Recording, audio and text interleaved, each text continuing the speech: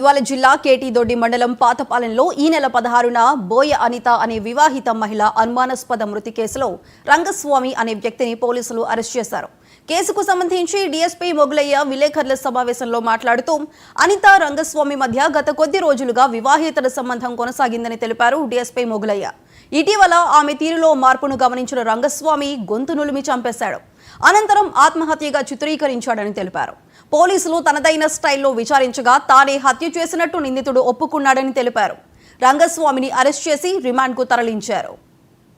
మండలంలో పాతపాలెం అనే విలేజ్లో అనిత అనే ఒక లేడీ వివాహితను ఒక సస్పిషియస్ సర్కమ్స్టాన్సెస్లో అనుమానాస్పద మృతిగా అంటే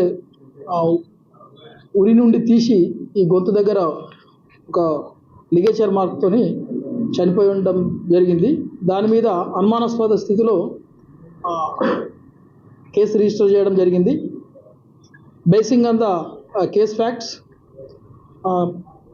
రెస్పెక్టెడ్ ఎస్పీ గారి ఆదేశాల మేరకు CI Gadwal Srinivas and KT దొడ్డి ఎస్ఐ గారు అండ్ దేర్ క్రైమ్ పార్టీ చాలా టాక్టిఫుల్గా అంటే చాలా వర్క్ఫుల్గా పనిచేసి విత్ ఇన్ నో టైంలో అది అనుమానాస్పద స్థితిలో ఉన్న డెడ్ బాడీని అది హత్యగా దాన్ని నిరూపించి ఆ హత్య చేసిన నేరస్తుని పట్టుకోవడం జరిగింది. ఈరోజు మార్నింగ్ కేటీ దొడ్డి మండలంలో పాతపాలెం అనే విలేజ్లో అనిత అనే ఒక లేడీ వివాహితను